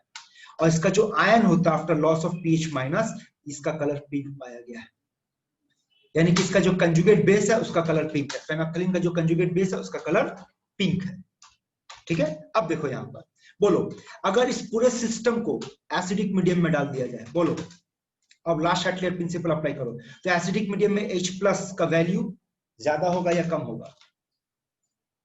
ज्यादा होगा। ज्यादा होगा, तो इसका मतलब इसका वैल्यू बढ़ जाएगा, है ना? और हाँ। मतलब अगर इसका वैल्यू बढ़ जाएगा अकॉर्डिंग टू लास्ट हार्टलेट प्रिंसिपल, रिएक्शन किस तरफ भागेगा? बैकवर्ड। बैकवर्ड में क्या कलर है बेटा? कलरलेस। कलरलेस दिखेगा आपको, कलरलेस हाँ। दिखेगा। आ रहा कॉन्सेप्ट समझ में आ रहा है? हाँ। है ना? और अगर बेसिक मीडियम में डाल दे तो बेसिक मीडियम में H प्लस तो बेस के साथ रिएक्ट करना शुरू कर देगा, तो बोल H प्लस का वैल्यू बढ़ेगा या घटेगा? घटेगा। घटेगा। तो किस तरफ भागेगा बेटा? फॉरवर्ड में जाएगा। ये इसका मैकेनिज्म है। आया समझ में बात? हाँ सर। ठीक है। और इस पे आपको कर्व के बारे में भी जानना है, उसको हम लोग कहते हैं टाइट्रेशन कर्व। हाँ। इसको नहीं ना रे बेटा, हाँ कर रहा। टाइट्रेशन कर्व याद रखना, टाइट्रेशन कर्व जो होता है वो सिग्मॉइड कर्व होता है। कोई भी टाइट्रेशन हो सिग्मॉइड कर्व होता है, लेकिन उस कर्व को स्टडी करने का, ड्रॉ करने का लॉजिक दे रहे, ध्यान से देख और समझ इसको बेटा। ये सब थ्योरी है, यहाँ कोई न्यूमेरिकल्स नहीं। और सुन ले, टाइट्रेशन कर्व के बाद आज का क्लास हम रोक रहे हैं, और अगला क्लास बहुत वाइटल होगा, क्योंकि अगला क्लास में बेटा अभी तक जो पूरे चैप्टर को पढ़े उसको निचोड़ करके एक जगह लेकर आने वाले हैं, and that is only pH. Only pH, pH का हर तरह का कैटेगरी, इवन इंडिकेटर का पीएच कैसे निकालेंगे, एसिडिक इंडिकेटर का पीएच, बेसिक इंडिकेटर का पीएच, ज़ूटालाइन का पीएच, एम्फोटेरिक सॉल्ट का पीएच, एम्फोटेरिक का पीएच, बहुत सारा पीएच है, कैटेगरीज है। ठीक है, हेलो। बोलो। हाँ सर, मैं बोला कि पहले जो क्लास हुआ है उसका नोट्स सर अगर बेटा आप ऐप को डाउनलोड किए हैं तो हाँ। आपको ऐप में नोट्स भी मिल जाएगा, और ऐप में पिछले क्लास का सारे वीडियोस भी अपलोड किया वो भी दे सकते हैं। हाँ, लास्ट क्लास का वीडियो अभी तक हम अपलोड नहीं कर पाए, आज का तो आज और कल का मिलाकर तो अपलोड कर दिया जाएगा, लास्ट क्लास और आज का। ठीक है, वो अपलोड हो जाएगा, आप पढ़ो बाद देखो सब मिल जाएगा। तो यहाँ देखो, अभी बात करते बेटा टाइट्रेशन कर्व के बारे में बात करने जा रहे हैं। सबसे पहले तुम लोग प्रैक्टिकल किया था रे बेटा लोग? स्कूल में प्रैक्टिकल किया बेटा? Yes sir. हाँ, लेकिन कुछ ऐसा बेटा बेटी लोग हैं जिसके स्कूल में प्रैक्टिकल होता नहीं है, लेकिन मार्क्स भरपूर देता है ना? रहने दो, अब जो बोलने जा रहे वो सुनो। अगर आप टाइट्रेशन का प्रैक्टिकल किए होंगे तो क्या आप लोगों को याद है कि टाइट्रेशन के दौरान जो टाइटर वैल्यू होता है, वो टाइटर वैल्यू कितना होता है? कोई बताएगा? किसी को याद है? ऑप्शन दे रहे हैं सर 25 ml। 5 ml होता है। 25। हाँ सर। और देखते हैं समझते हैं। देखो 25 ml होता है ना टाइटर वैल्यू। अब इसका ग्राफ को पहले समझ लो, ग्राफ का लॉजिक को समझ लो। यहाँ देखो एक लॉजिक समझ लो, बहुत कुछ बनता चला जाएगा। पहला ग्राफ हम लोग बनाने जा रहे हैं, क्या टाइट्रेशन हो रहा है? Strong acid in strong base. ये है ग्राफ। बनाने से पहले हेडिंग को समझना, तो आपको ग्राफ इजी हो जाएगा। ग्राफ जब भी बनेगा बेटा, पहले ग्राफ का ये देख लो किसमें क्या क्या, किसके वर्सेस किसका ग्राफ बनेगा। ग्राफ हमेशा पीएच वर्सेस वॉल्यूम का बनेगा, टाइट्रेशन का ग्राफ। जहां पे समझ लो मार्किंग कैसे करना है, मार्किंग करने का तरीका देखो, बस इतना ही मार्किंग होगा। जहां पे यह होगा 7, ये होगा 14, ये आपका 0 हो गया, और ये 25 होगा, और ये 50 होगा। समझ में आ रहा है? ml 25 ml टाइटर वैल्यू के हिसाब से दिया गया, 25 उसका मल्टीपल 50 दिया गया। समझ में आ किस तरीके से वैल्यू दिया गया? अब मेरे को एक बात बताओ, यहाँ डायग्राम बताओ तो यहाँ पर जो आपके पास क्वेश्चन है, उस क्वेश्चन के मुताबिक कद्दू पे छुरी गिरा और छुरी पे कद्दू गिरा तो कटा कौन? कद्दू कटा है ना? है ना? कद्दू पे छुरी गिरे बेटा या छुरी पे कद्दू गिरे, दोनों ही मामले में कद्दू कटेगा, लेकिन इस मामले में फर्क पड़ जाएगा बेटा। अगर आपके क्वेश्चन पे ऐसा दिया हुआ है तो दोनों का खेल बदल जाएगा, यहाँ सेम नहीं होगा। Strong acid in strong base है या स्ट्रॉन्ग बेस इन एसिड है, ये समझ ले। तो इसको समझने के आप बता रहे हैं, चलो बात करते हैं, समझना। चलो मेरे पास टाइट्रेशन का एक छोटा सा मतलब डायग्राम के हिसाब से बोल रहे हैं, बोलो। और ऊपर से हम कुछ डाल रहे हैं, तो बताओ नीचे कौन है ऊपर कौन है? नीचे एसिड है, नीचे बेस है। बेस। स्ट्रॉन्ग एसिड, देखिए स्ट्रॉन्ग एसिड, आप इस डायग्राम में क्या बोलोगे? अब इसको इंग्लिश में बोलो ना, strong acid is where? Strong acid is in strong base ना? हाँ। अब ये बता तो प्रैक्टिकल याद करो तो, ऊपर से जो डालते हैं वो कैलकुलेटेड अमाउंट में डालते हैं या लेकर धड़ाम से डाल दिए कुछ? कैलकुलेटेड अमाउंट में। इस मामले में एक्सेस में कौन होता है बेटा? सिस्टम में एक्सेस में कौन है? फिर स्ट्रॉन्ग बेस होता है। बेस होता है ना। और स्ट्रॉन्ग बेस का पीएच बोलो लेस देन 7 से ज्यादा है? हम 7 लोग से स्ट्रॉन्ग बेस, ज्यादा। सुनो ज्यादा। हम लोग स्ट्रॉन्ग बेस का pH 14 लेकर चलेंगे। ओके अब सोचो ऊपर से अगर ड्रॉप वाइज इस पे स्ट्रॉन्ग एसिड डाल रहे हो तो बोलो धीरे धीरे इसका pH बढ़ेगा या घटेगा? घटेगा। घटेगा। घटते घटते एक मोमेंट आएगा जब कहां तक पहुंचेगा? 7 7 तक। यस 7 तक। लेकिन आप डालना बंद नहीं किया, आप डाले ही जा रहे तो बोल कहां तक जा सकता है? जीरो। 0। यही होगा ना? हाँ हाँ अब ये बताओ कि स्ट्रॉन्ग एसिड और स्ट्रॉन्ग बेस का इक्विवेलेंस पॉइंट का pH बोलो।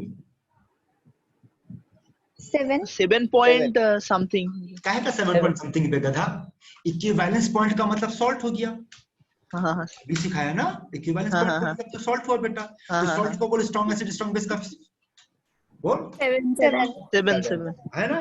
तो देख अब हाँ, ग्राफ ड्रॉ करने के लिए क्या करना और क्या बताते हैं सिग्मॉइड कर्व बनेगा। तो देख ग्राफ में क्या करना, जो 25 ml और 7 है बेटा, देख यहाँ पे बनेगा इक्विवेलेंस पॉइंट 7 पे आएगा, इस पॉइंट पे आएगा, ठीक है। और ग्राफ यहाँ से शुरू होगा 14 से। अब जैसे जैसे उसमें डालोगे, क्या डालोगे? एसिड, वो घटता जाएगा, ठीक है। ऐसा फिर हाँ। घटेगा, ये घटते ऐसा हो जाएगा। देख ग्राफ समझ में आया कि सिग्मॉइड कर्व समझ में आ रहा? हाँ हाँ क्लियर है बेटा? लोग देख ले 14 से घटना शुरू हुआ 7 तक हाँ। पहुंचा, लेकिन आप डाले जा रहे तो घटते घटते 0 टच कर जाएगा।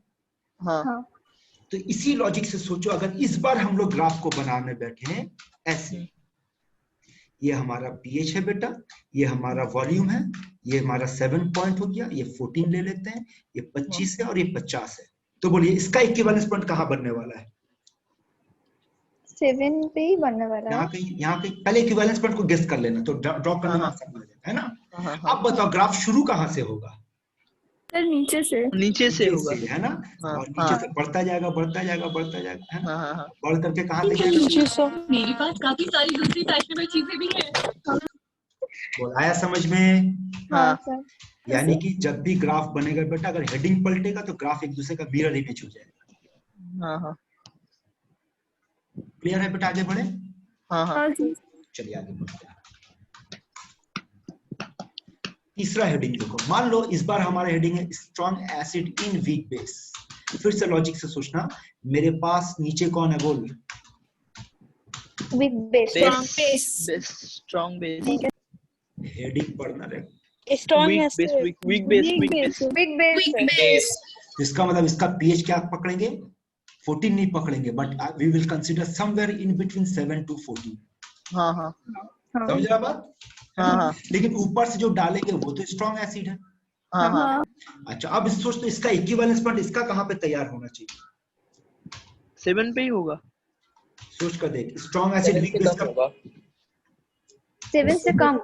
7 से कम ना, तो यानी कि 7 से नीचे यहाँ कहीं इक्विवेलेंस पॉइंट मिलेगा। लेकिन इक्विवेलेंस पॉइंट हमेशा 25 के ऊपर दिखाएगा, समझ रखेला?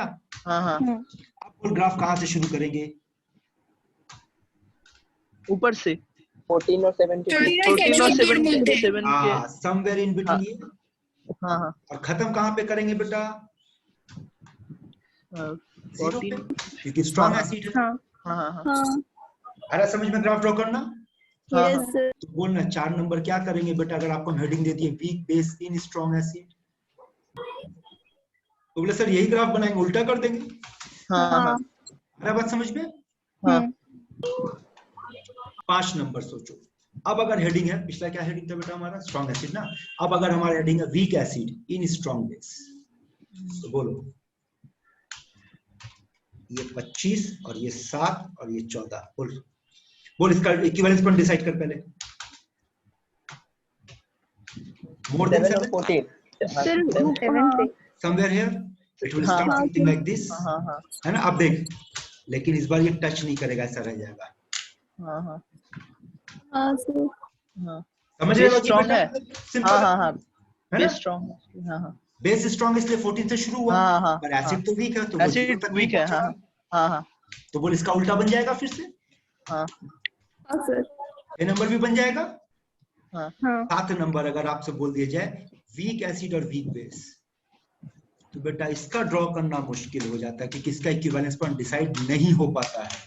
हाँ थोड़ी देर पहले बात की थी ना, वीक एसिड वीक बेस में तो इंडिकेटर ही नहीं है बेटा, काम हाँ, नहीं हाँ, करता है, हाँ, प्लस उसका हाँ। डिसाइड करना मुश्किल हो जाएगा कि वो न्यूट्रल पॉइंट पे इक्विवेलेंस पॉइंट बनेगा या बेसिक पे बनेगा या एसिडिक पे बनेगा। खेल हाँ। समझ रहा पूरा? हाँ, सर तो हाँ, ग्राफ सर। नहीं होगा इसका। इसका ग्राफ बनाते हैं हम लोग, ऐसा करके छोड़ देते हैं बेटा, इसका ग्राफ ऐसे होता है, बस ऐसा करके छोड़ देते हैं, पता नहीं कहाँ से, बस ऐसी समथिंग लाइक दिस ऐसा होगा। सर ठीक। স্যার স্ট্রং অ্যাসিড আর ইন উইক বেসের ইকুইভ্যালেন্স পয়েন্ট একটু বলে দিন। বল কোনটা strong acid? In weak base. তাহলে বল না, তুই বল না strong acid weak equivalence point আবার বল, তার মানেটা কি? সল্ট না? হ্যাঁ তাহলে বল না, যদি স্ট্রং অ্যাসিড উইক বেসের সল্ট তৈরি হবে তো তার পিএইচ কি হবে? 7 থেকে বেশি। সাথে থেকে কম। আবার চিন্তা করে বলা, স্ট্রং থেকে অ্যাসিড, হ্যাঁ স্ট্রং 7 থেকে কম। অ্যাসিড 7 থেকে দেখ না, 7 থেকে কমে পিচ তো এইটা ইকুইভ্যালেন্স পয়েন্ট হ্যাঁ হবে। হ্যাঁ हाँ, বুঝেছিস? समझ में आ रहा है बेटा? হ্যাঁ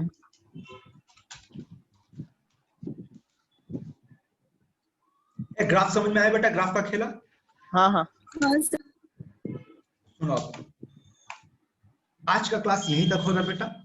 अगर अभी डाउट सेशन किसी को करना है, जो भी डाउट्स पार्टी डाउट्स लेकर आए तो तैयार हो जाइए, अब हम लोग डाउट सेशन पे जा रहे हैं। जो भी डाउट्स अपना क्वेश्चंस रेडी रखो, शेयर करना है। और अगले क्लास क्या हम लोग सैटरडे को कर पाएंगे बेटा? एक्स्ट्रा क्लास सर कितने बजे? 6 बजे। 10 बजे सुबह कर लेते हैं।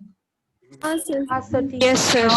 पिछले क्लास में आपसे संडे पूछे तो आप लोग संडे को ऑब्जेक्शन कर दिए बेटा, तो आज 12 बजे से क्लास है।